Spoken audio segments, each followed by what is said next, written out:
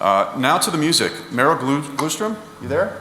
We're going to start with the music, and he's going to introduce today's band speakers, both? Yeah.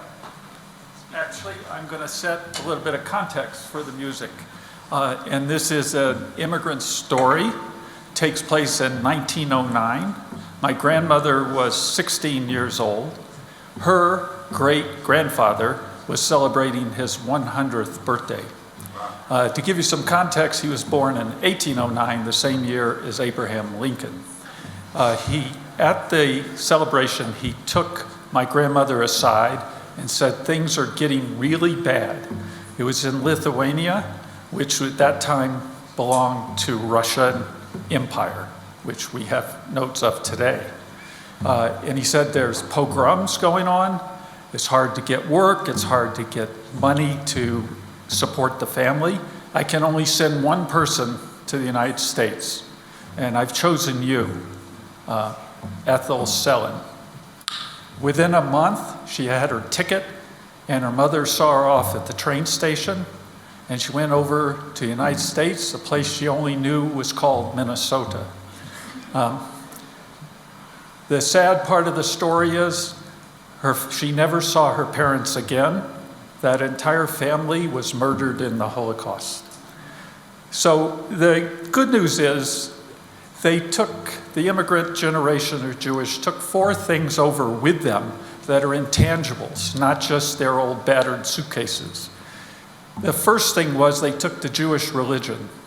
The second thing was they took the Jewish ethnic and cultural traditions, because Jews are an ethnic group as well as a religion.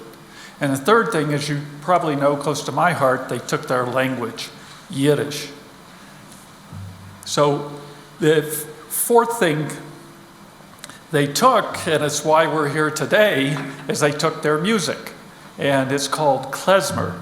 And so I'd like to introduce you to the band. I look at them as the Colorado All-Star Klezmer Band.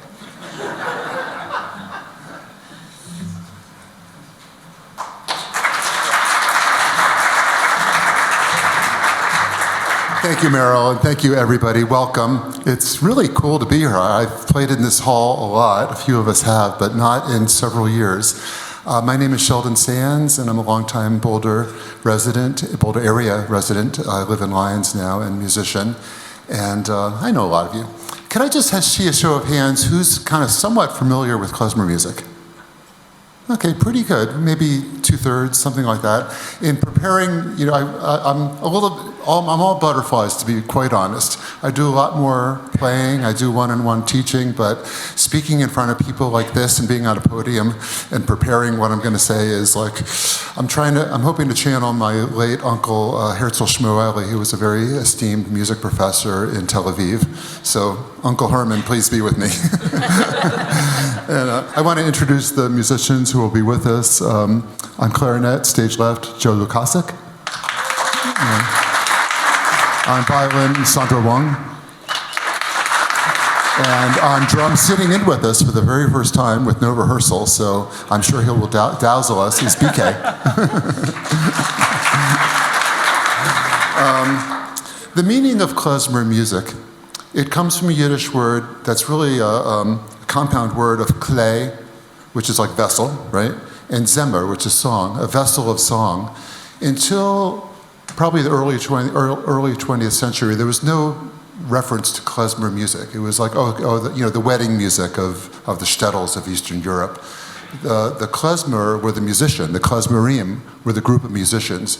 And then, later, we're always searching for some kind of label and became klezmer music. It became kind of codified that way. It's hard to trace origins of a specific music when there's so much cross-pollination between different cultures, especially in a place like Europe. The gypsies were right there with the klezmerim, performing a lot of the same material at similar venues. There's influences of Romanian music, Hungarian music, Russian music. But I think it's fair to say that klezmer formed its own identity, and a lot of it, if we were to find a starting point, would be with the Hasidim, the Hasidic movement that kind of followed the late Baal Shem Tov from the 18th century. And this was a movement that a lot of people felt that in the Orthodoxy, things had gotten kind of crusty. There was a lot attention to intellectual learning in the yeshivas and whatnot, a lot of attention to ritual. But the Baal Shem Tov came along and said, like, man, we need to go into a spiritual experience here. We need something ecstatic. And one of the expressions of that was the nigun, or the gunim, to pluralize it. And these are just songs without words. You could almost, if anybody does any kirtan or Hindu chanting or Buddhist chanting, I think it's after the same modality of just singing and not getting so lost in words and just going into a deeper place with this. So the late Reb Zalman, who many of you knew, lent both Joe and I a book that was just filled with these old Hasidic gunim. So to start our program, we're going to do one. And we managed to decipher the Hebrew, it was in Hebrew font, but it basically, Good Shabbos into a good day is the name of it. And so I think it's perfect as we're embarking on Shabbos, not to mention Pesach.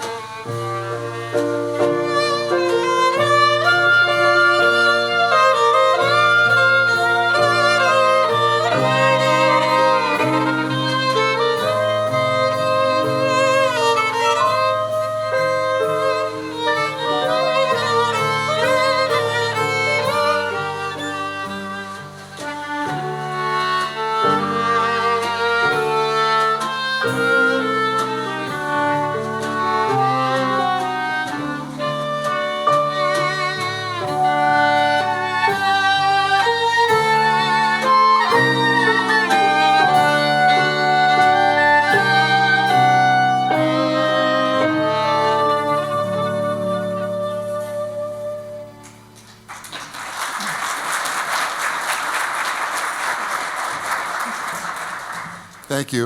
Meryl asked me to say a few words about the Pale of Settlement, which is the region, maybe a little bit of Western Russia, but it particularly encompassed an area that we're hearing a lot about, Ukraine, and areas from the Baltic Sea to the Black Sea. And this is where so many of the Jews were confined. The Russians, the czars, didn't want too much interaction, didn't want too much commerce between the Jews and everybody else. So there was a certain confinement, and they were able to live their lives, but with a lot of restrictions. But in being confined, there was a lot of culture that did develop in the Pale of Settlement. And it was my own grandparents were all born in the late 19th century in the Pale Settlement in Ukraine, Lithuania, Romania. And the one time that they all met, my father was born in Turkey, grew up in Israel, and came to the United States. And my mother's parents were already here. And the one time that they all met when I was a baby, they had their different languages, but they were able to speak in Yiddish.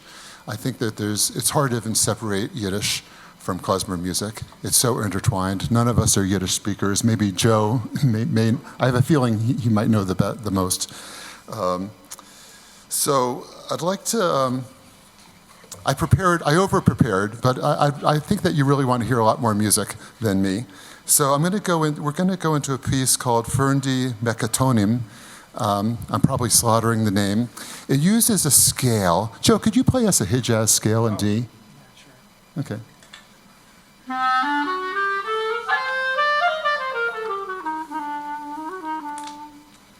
Thank you. This scale in the Arab world is known as Hijaz, and it's behind so many Middle Eastern and particularly Arab associated compositions. In Hebrew, it's called Ahava Rabbah. I think it's somewhere in my notes, but I'm really not using my notes right now, a Fragish scale in Yiddish. And so we're going to do two pieces. The first one is actually a hora. And if anybody's familiar with Israeli folk dancing, it's not that. Because in Israeli dancing, the hora is a two-step, or it's in 4/4 meter. But in klezmer music, the hora is actually in 3. And rather than being a waltz, the feeling is more 3/1, 3/1, 2. There's a 2 in there, but it's really not pronounced at all. So we're going to start with that. And then we're going to go right from that into Tanz Tanz Yiddelech. Before Hava Nagila, who's heard Hava Nagila? You know, okay. If you've ever been to a bar mitzvah, a Jewish wedding. So Hava Nagila somewhat supplanted Tanz Tanz Yiddelech, which is maybe what was probably the most well-known dance number in klezmer kind of music. It literally means dance Jew. Or else we shoot you. No, sorry. So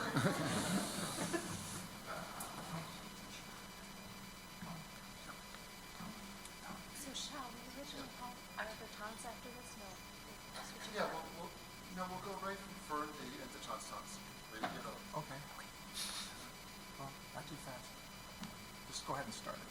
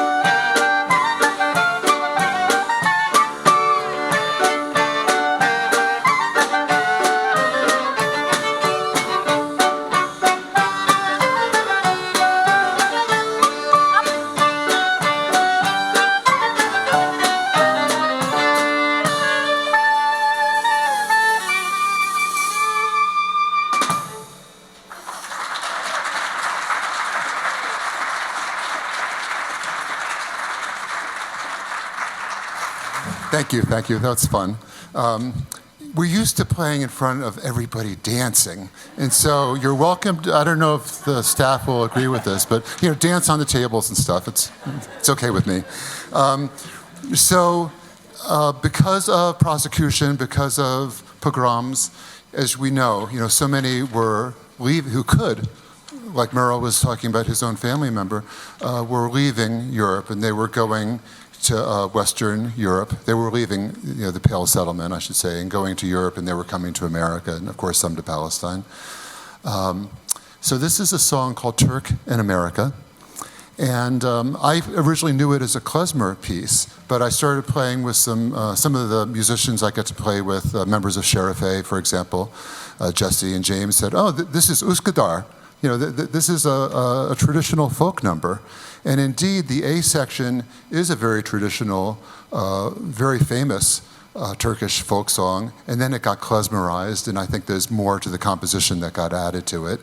So anyway, the klezmerim come to America.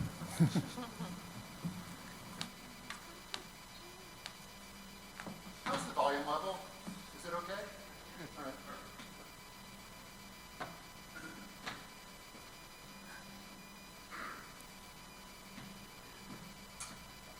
One, two, three, four.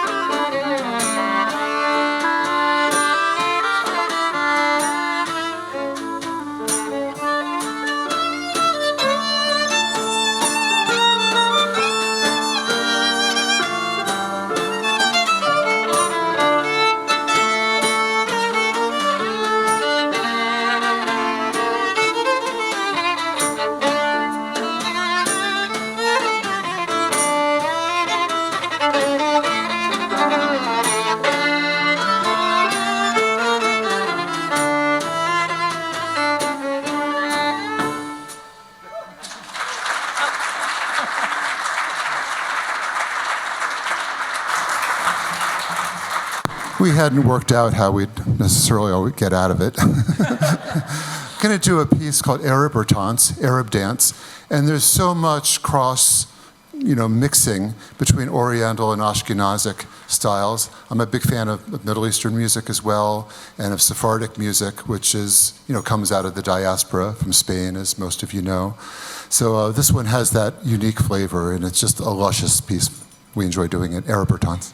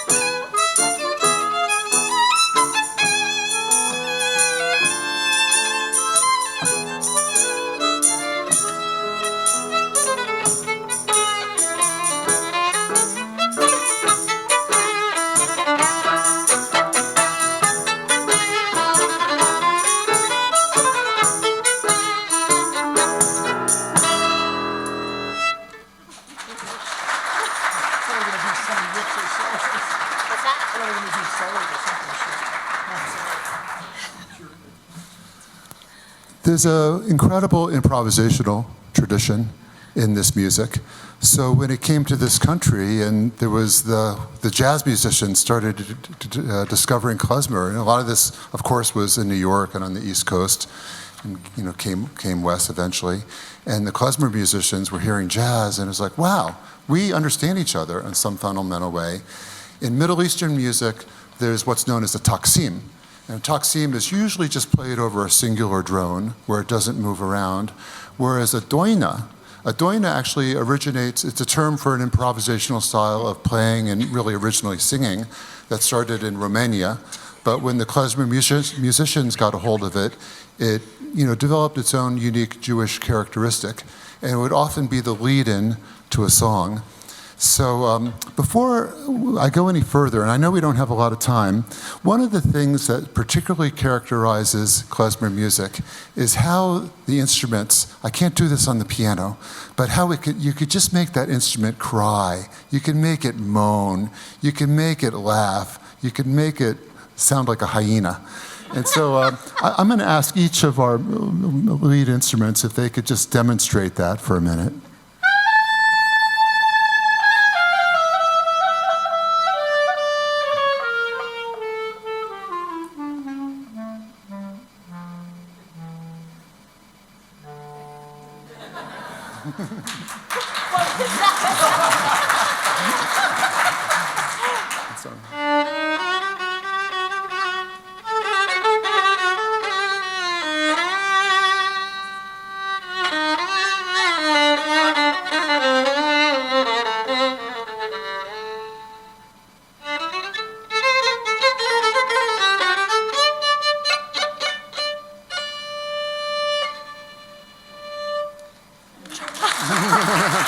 Saunter along, Joe Lukasik.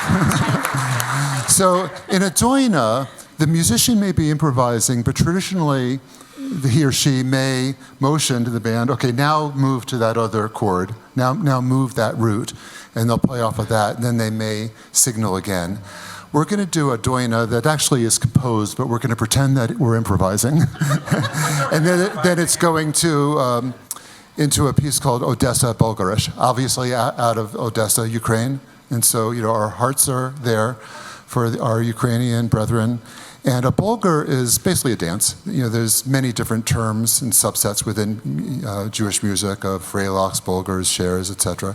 But the Bulgar it's a happy dance, really. So we're a doina into Odessa Bulgarish.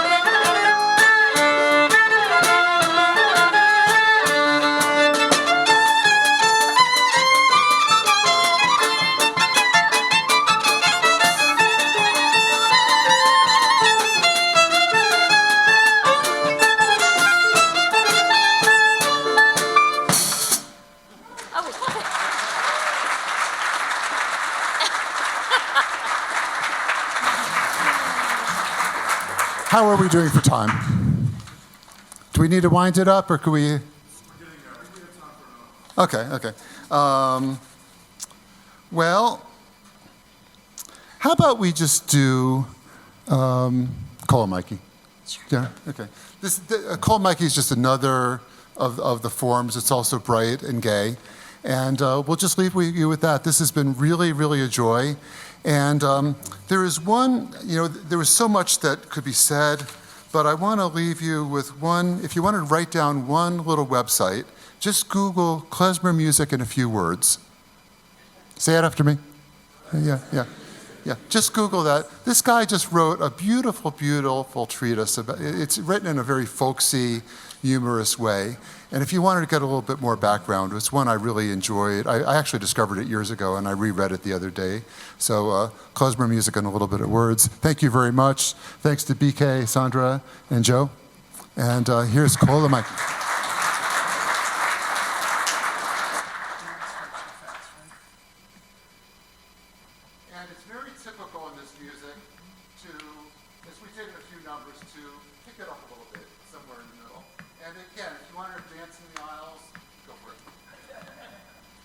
Sheldon. Yeah.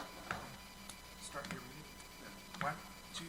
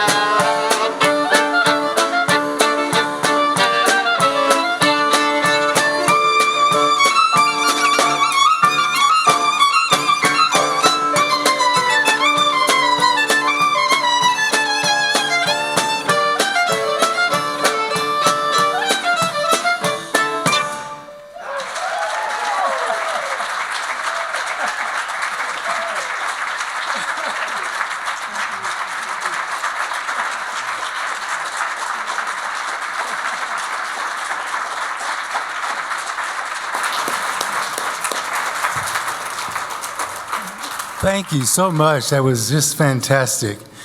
Sheldon, particularly, thank you for making this possible, and Meryl for helping bring this to us.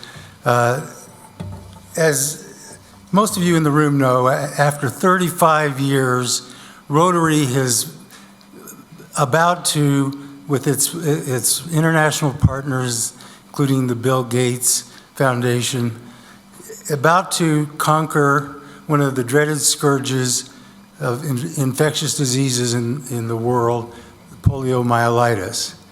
And we're this close. And so in honor of your contribution to us today, we're going to contribute 100 doses of polio vaccine to our Polio Plus campaign.